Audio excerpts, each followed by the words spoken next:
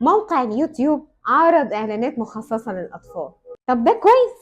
لا مش كويس خالص، لانها بتعرض اعلانات محتواها مش مناسب لسن الاطفال، وبتعرض مقاطع فيديو مخصصة للبالغين ومش مناسبة لسن اقل من 18 سنة. ده كده معناه ان في ازمة كارثية بالمعنى الحرفي. وقالت منصة أدلايتكس إن الموقع المرتبط بالإعلانات بينقل ملفات تعريف الارتباط لأجهزتها عن طريق الإعلانات المستهدفة للأطفال. لا ده كده موضوع تجسس غير مباشر من غير إذن أولياء أمور الأطفال.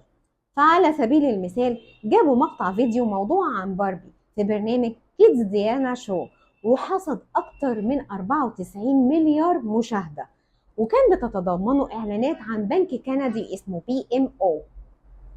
البنك لعبها صح، استهدف بالذكاء الاصطناعي فئة من العملاء المثاليين علشان يستقطبهم عن طريق الإعلانات اللي بتنزل للأطفال.